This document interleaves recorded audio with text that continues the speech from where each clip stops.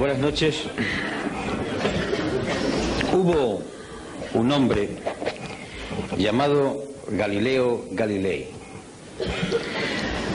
dedicado al estudio, a horas encerrado, viendo astros, sacando las conclusiones de su observación, que descubrió que la Tierra no estaba en el centro del universo, que se movía, y por tanto era el Sol el que ocupaba el centro y en torno al cual los planetas y entre ellos la Tierra giraban. Aquel descubrimiento se enfrentó a la verdad institucionalizada. El Vaticano, la Iglesia, las creencias populares del momento y la insistencia en el mantenimiento de lo que él había descubierto le costó ir a juicio. Y frente al acusado, ¿cómo podía él pensar que se había equivocado Aristóteles? ¿Cómo podía pensar él que las Sagradas Escrituras mentían?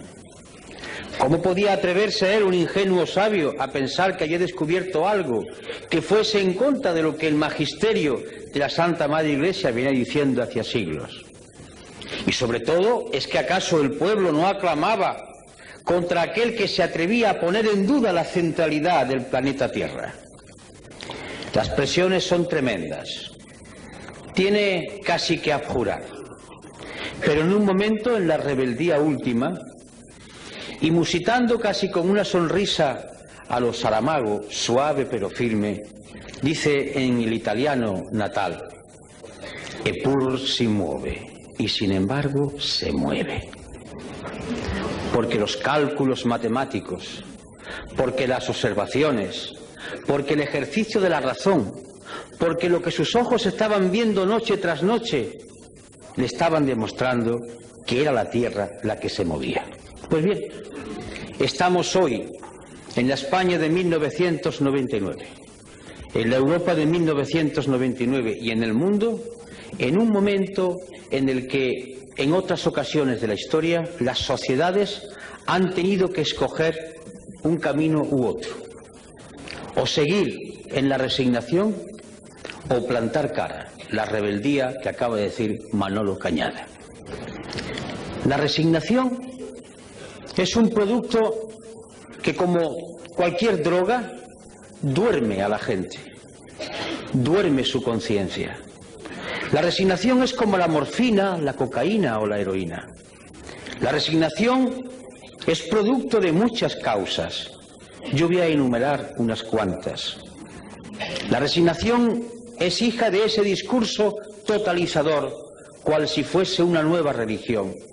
No hay más verdad que la competitividad. No hay más santos ni más poderes que los mercados. La economía tiene que crecer constantemente, no importa que se contaminen las aguas, que se contaminen los ríos, los mares o los aires. Competitividad, crecimiento sostenido y los mercados. Eso es lo único que importa. Su poder no puede ser contestado.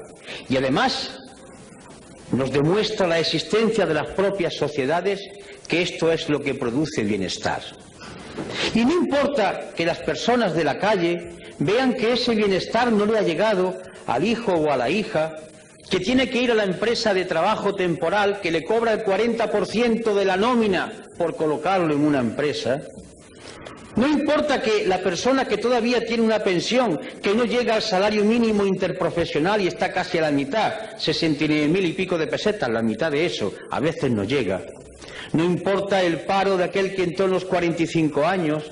No importa que la mujer, madre y esposa, pero que además tiene que trabajar, no cobra lo mismo igual que el hombre haciendo la misma tarea, violando artículos enteros de la Carta Fundacional de las Naciones Unidas y la Declaración Universal de Derechos Humanos y texto de la Constitución Española.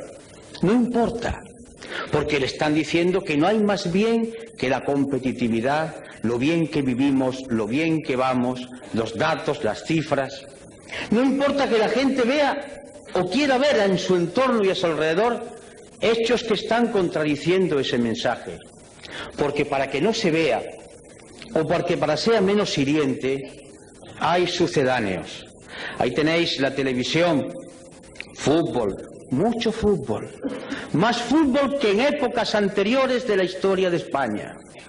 Ahí tenéis concursos degradantes que no alimentan la razón, el estudio, el análisis.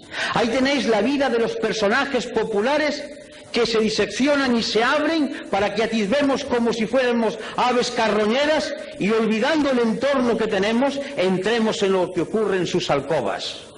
Ahí está toda una literatura de evasión para que la gente no vea y por tanto confunda su existencia real con la existencia que le ponen en las pantallas o en los informativos, para que ocurra como aquello que tantas veces digo de la viejecita que a finales del siglo XIX estaba vendiendo cerillas a la puerta del Palacio de la Ópera de Madrid en un mes de enero a las 2 de la madrugada, aterida de frío y envuelta en una toquilla vendiendo cerillas para poder subsistir, y cuando entraban hombres y mujeres envueltos en armiños, en capas, con lujo y con joya, decía: qué bien vivimos en Madrid. Un caso de alienación, un caso de suplantación, un caso de drogadicción. La imagen, lo bien que vivimos, las historias de alcoba, las revistas del corazón, las frivolidades que hacen olvidar lo que ocurre diariamente, o si se ve, se eleva a otra categoría, como si no fuese lo real. Resignación, además, porque el discurso oficial, que baja desde muchos sitios, baja desde los poderes públicos, baja desde las sentencias de los tribunales, desde las cátedras, desde las clases de EGB, donde el maestro escuela va inyectando ya unas determinadas ideas, baja desde la televisión y de los medios de comunicación el discurso de que no hay otra salida, esto es lo único posible, y si no, fijaros, estamos mal, pero peor estaban en el muro de Berlín. Y cuando ya se acude a hablar del muro de Berlín es porque no se tienen razones y hay que decir: mira qué mal fueron aquellos, porque es la única justificación. Resignación, porque los pueblos, cuando tienen problemas, no son rebeldes. El que tiene que comer todos los días no puede permitirse el lujo de perder por un acto de rebeldía el puesto de trabajo.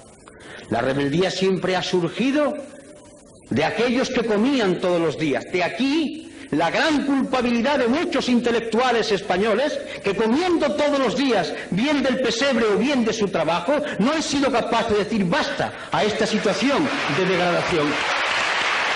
De ahí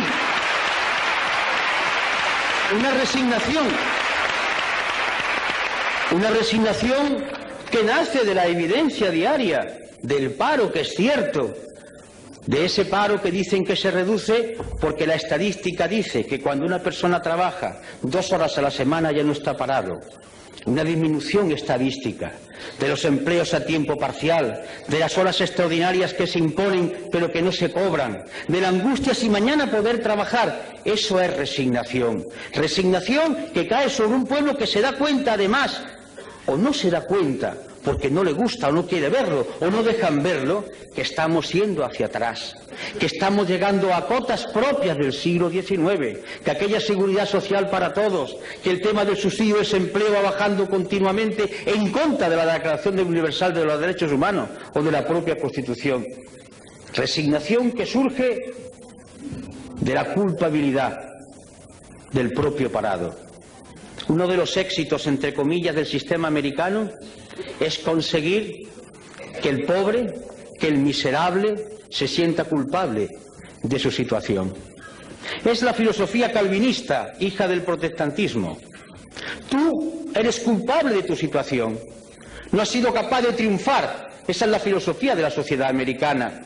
Y si no has triunfado es porque tú eres el responsable. Esta sociedad da oportunidades a todo el mundo. Si tú no has podido hacerlo así, tú eres el culpable. Y entonces el oprimido, el pobrecito, el esclavo se echa en la responsabilidad de su situación. Es perfecto el dominio del poder. Un dominio del poder que ya no se basa en la fuerza, en la coacción, en la utilización de la Guardia Civil o del Ejército. Se basa en un dominio mucho más terrible, más duro, el dominio de la mente. Ese opio que cae desde los aparatos de televisor, ese opio que cae desde la sentencia de los tribunales, desde los discursos políticos, que va empapando la mentalidad de la gente y va diciendo calla, calla, calla, porque si no callas puede ser peor. Esa es la resignación que se produce como consecuencia de sentirse separado, que él es el autor de su situación. Y por tanto aquel compañero que ha sido acusado de que cobró una vez indebidamente el seguro de desempleo, ¡ah, miserable, tú eres el culpable! No importa que los ladrones de alto copete sean exhibidos como figuras brillantes a enseñarle a los hijos como ejemplo a seguir, pero el miserable que ha estafado solamente un mes del seguro de desempleo es el culpable de todo lo que está ocurriendo. Eso es resignación. Resignación que surge de los medios de comunicación, y no se me enfaden las cámaras, no va con vosotros, pero va con los que tienen el poder en vuestras empresas, va contra aquellos que optan por decirle al pueblo una parte de la verdad. Resignación que consiste en dar un credo único, decir todos amén a la competitividad, a la moneda única, estamos mejor que nunca, amén, amén, amén. Es el coro como una letanía que va uniformando el pensamiento, que va haciendo seres totalmente iguales, como describía lo que podía ser el futuro Orwell en 1984. Esa resignación, por tanto, es hija de una economía, de un sistema político que confunde muchas cosas. Una información que está haciendo surgir en nuestros universitarios, en nuestros institutos, en nuestras academias, en las escuelas básicas, la cultura del sí o no, propia del ordenador. La vida está llena de colores, de tonos, y por tanto el lenguaje es mucho más vivo cuanto hay más cosas que hay que ser descritas. Sí o no, blanco o negro, derechas o izquierdas.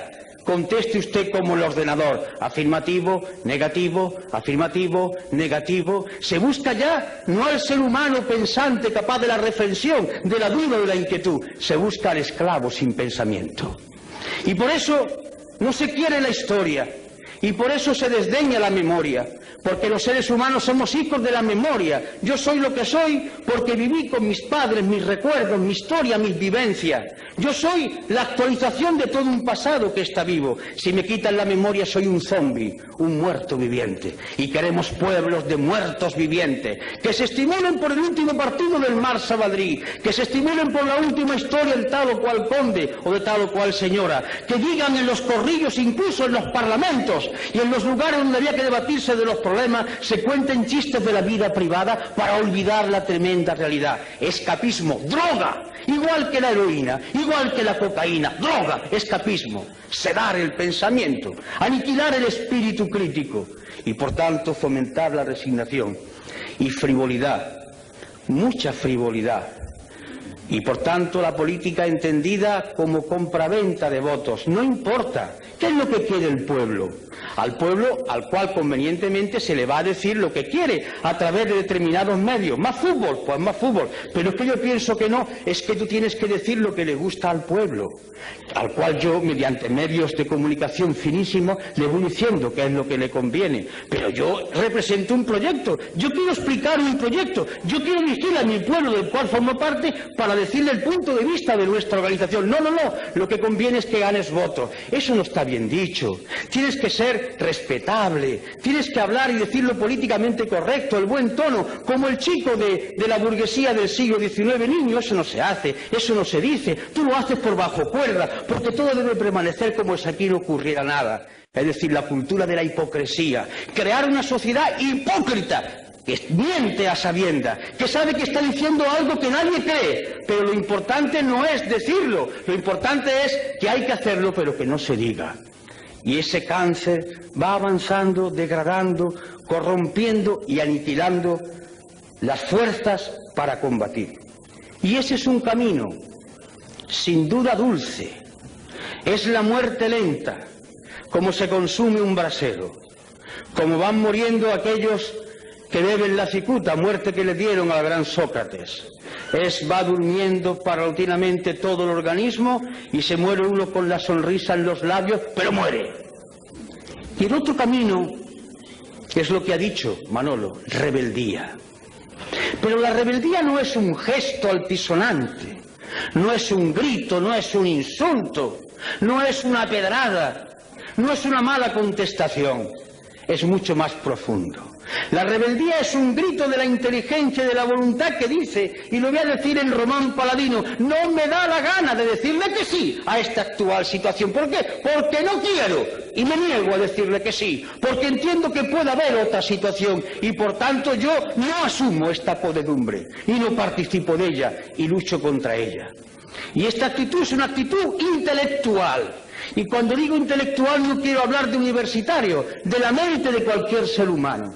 Es un posicionamiento que nace de la mente y del corazón, del fuego, del querer cambiar. Esta es la rebeldía fundamental. Lo otro son voces, son chillidos, son insultos, son graznidos. Dale caña, circo romano. No, la rebeldía no es ni más ni menos que el posicionamiento con otros valores y la decisión de hacerle frente.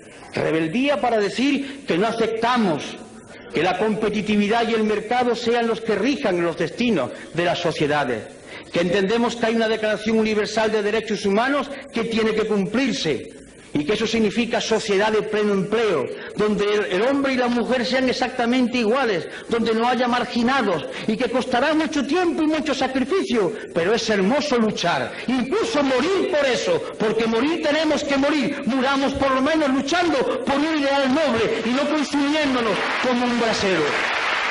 Y significa esa rebeldía fundacional en cuanto a entidad humana, significa defender con esa suave ironía, con esa tranquilidad que el maestro Saramago hace, porque es una gloria verlo contestar a los periodistas con esa suave ironía, con esa tremenda dureza de fondo, pero flexibilidad en el lenguaje.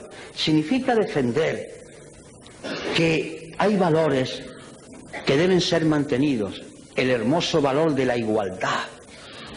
Como decía uno, la sangre es roja y todos la tenemos roja, no hay sangre azul. Y además, como decía otro, todos los corazones, salvo alguna excepción, están en la izquierda. Por tanto, esa igualdad que hace que los seres humanos nazcan de la misma manera.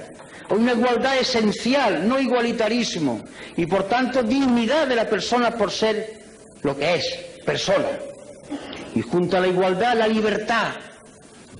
Pero hablar de libertad es algo muy grande, porque libertad es asumir que se tiene la conciencia libre, que no es lo mismo que libertad de conciencia.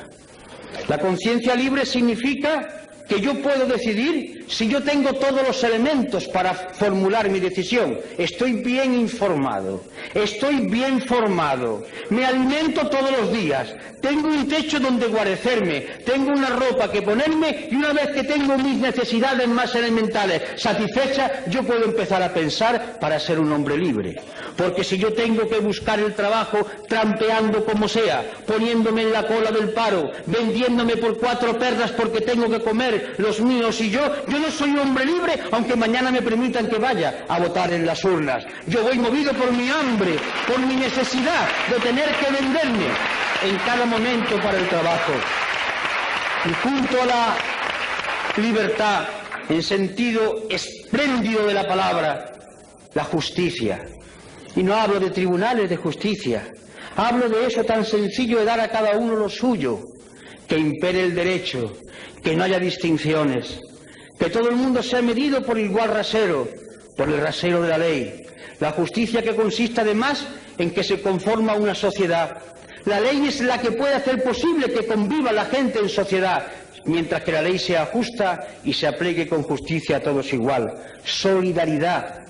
Es un mensaje que nos puede hermanar a todos aquellos que hablaban del internacionalismo proletario, que sigue estando vigente, aquellos que hablan de la hermandad de los seres humanos y porque hacen referencia a sus creencias basadas en la teología de liberación, a otros que hablan desde otros supuestos de liberación humana, a otras propuestas de liberación. De acuerdo, solidaridad, que consiste en afirmar tranquila y serenamente que no merece la pena luchar por banderas, que la única bandera es la moneda del planeta Tierra y la humanidad es una sola raza, una sola y única raza, y que merece la pena luchar por ella. Y esto es muy importante, informado, no porque se le den muchas noticias, hay diferencia entre la noticia y la información. La noticia es una mercancía que se da para que se consuma, la información es un dato que se da para que la gente piense y a partir de ahí extraiga sus consecuencias. Y desde la izquierda hablar de austeridad. A mí particularmente me gusta esta palabra.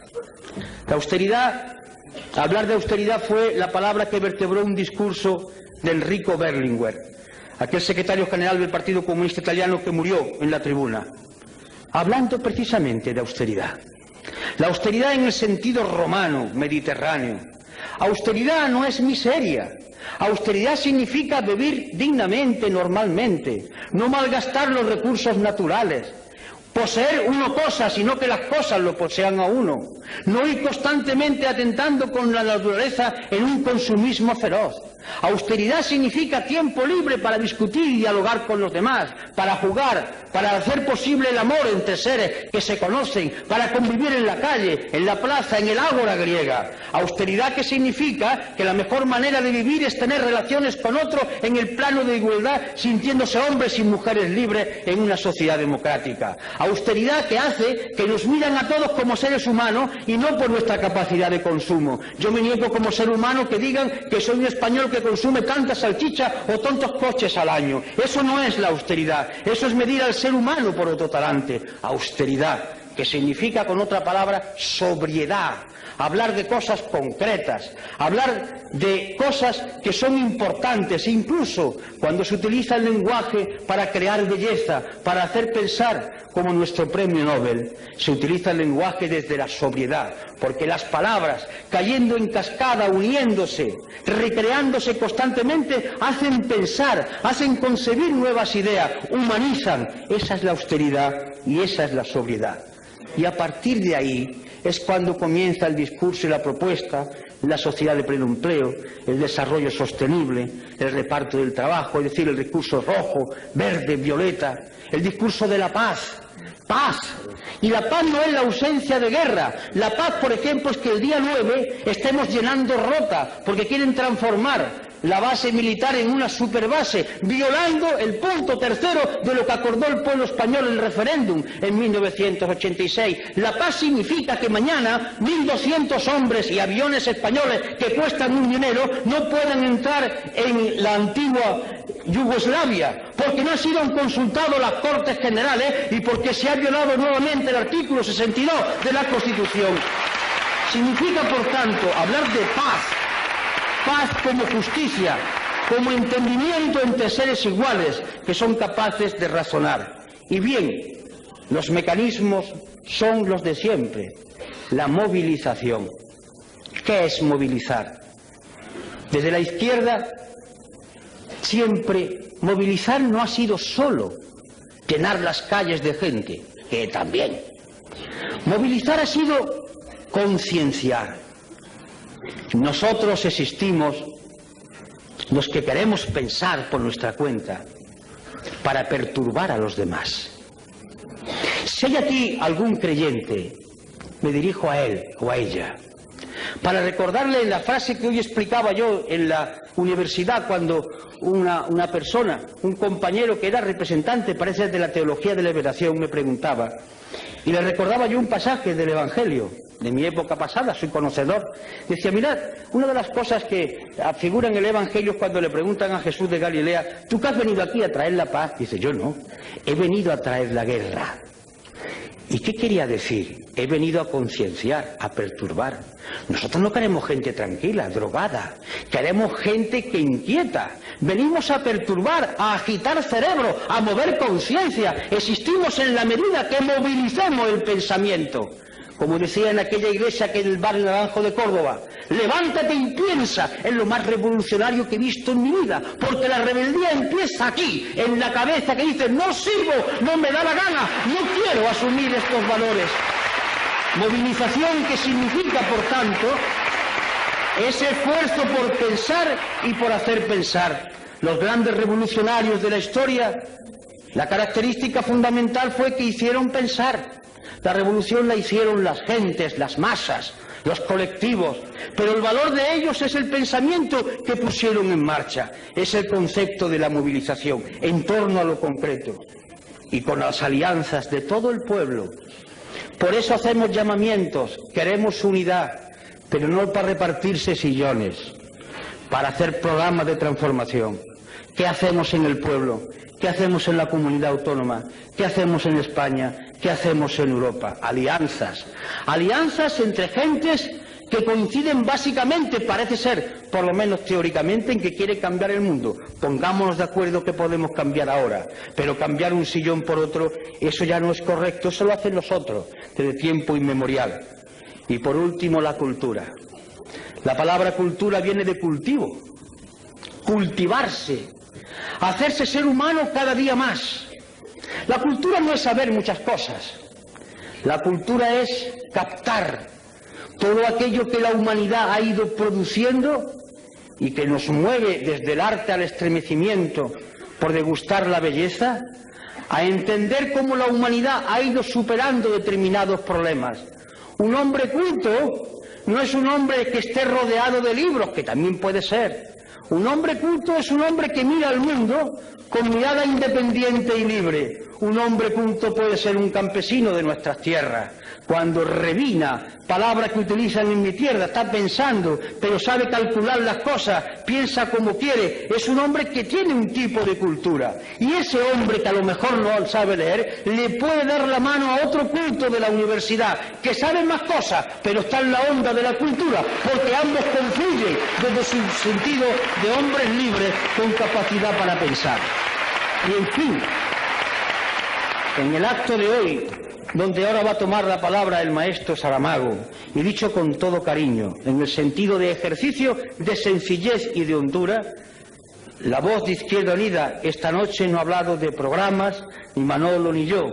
Hemos hablado, y os lo confieso, de lo que nos mueve a nosotros, a él, a mí, a José y a los demás compañeros y compañeras. No sé lo que ocurrirá en los próximos meses o en los próximos años, pero la decisión de mantener este discurso es firme por nuestra parte. La vamos a seguir manteniendo, no lo pensamos cambiar.